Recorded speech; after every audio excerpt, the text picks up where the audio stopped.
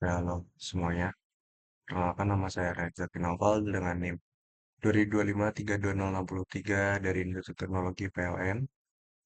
Jadi di video ini saya akan membagikan hal-hal baru yang saya pelajari dari seminar nasional dari kampus saya yang berjudul Transformasi Cerdas dan Strategi Green Industry dengan Agentic AI.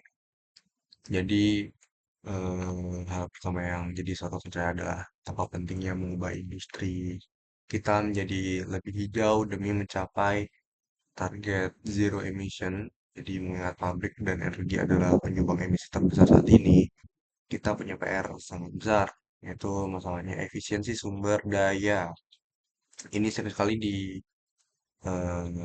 terhambat gitu kan, atau menjadi bottleneck dan cara konvensional sudah tidak cukup lagi untuk mengatasinya. Dari sinilah saya paham mengapa kita harus masuk ke era industri 5.0. Di era ini fokus utamanya adalah kerjasama antara manusia dan mesin yang berpusat pada nilai yakni human centered, sustainable, dan resilient. Tujuannya ternyata bukan untuk menggantikan manusia gitu atau kita diganti sepenuhnya oleh AI, melainkan justru memperkuat kemampuan kita gitu. Lalu apa sih peran AI di sini gitu kan? Saya baru tahu kalau agentic AI ini berbeda jauh dengan AI yang biasa selama ini kita kayak prompting lalu dikerjain gitu. Bukan.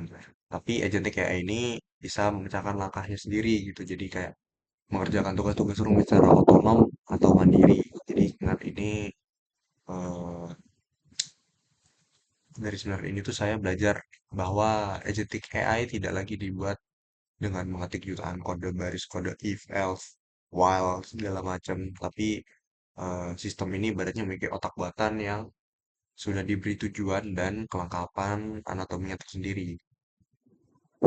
Dari tiga bagiannya, yaitu ada otak yang bisa dipakai LLM buat mikir lah, dan lucid mengambil situasi, melihat situasi dan mengambil keputusan.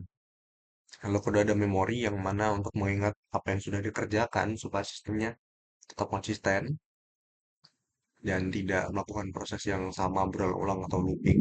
Lalu ada tools yang membuat AI ini bisa langsung berinteraksi. Jadi ibaratnya dia diberi tangan yang mana dia bisa mengerjakan hal-hal yang sekiranya diperlukan. Layaknya manusia manusia dengan tangannya. Oke. Lalu lagi berkat tiga hal tadi ya. Jadi sistem bisa otomatis memastikan mesin, memesan suku cadang, sampai mengatur jadwal perbaikan atau semacamnya secara otomatis gitu.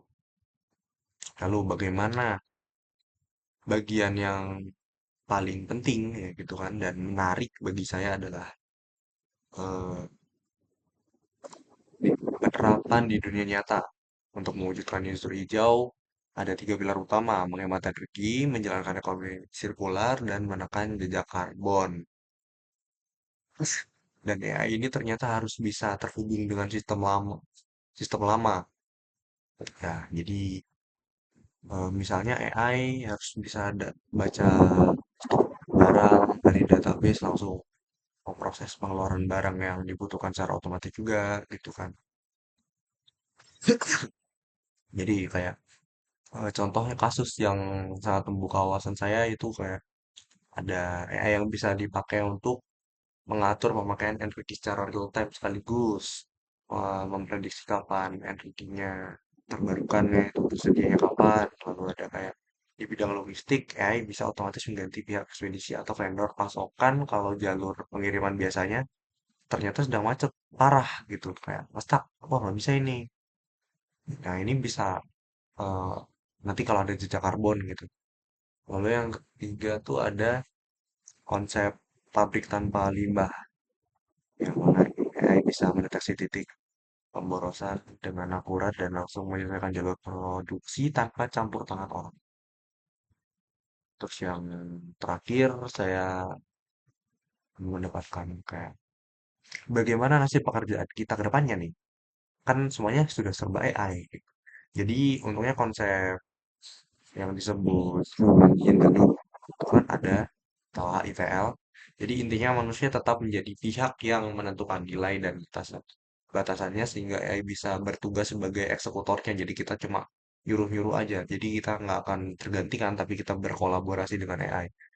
Jadi pekerjaan mengetik kode satu aplikasi sederhana untuk kayak ngetik-ngetik kode sederhana sampai program aplikasi itu udah serba otomatis. Jadi pekerjaan kita sebagai software engineer nantinya akan berevolusi menjadi AI architect itu atau AI engineering yang tugasnya mengubah alur bisnis menjadi sistem kecerdasan buatan. Makanya nilai mulai sekarang kita harus tetap belajar keahlian baru itu seperti macam AI menggunakan perangkat kerja agentik lalu mengukur koneksi API.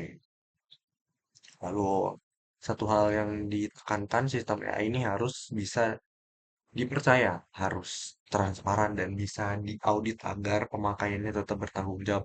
Sehingga saya mendapat kesimpulan yang saya dapatkan yaitu masa depan industri yang ramah lingkungan ini sangat mungkin dicapai menggunakan agentic AI dan tugas kita itu sebagai generasi muda yaitu untuk membuktikannya. Jadi ya sekian cerita singkat saya dan rangkuman materi dan insight yang saya dapatkan dari seminar nasional yang disediakan oleh kampus. Terima kasih untuk waktunya dan sekian terima kasih.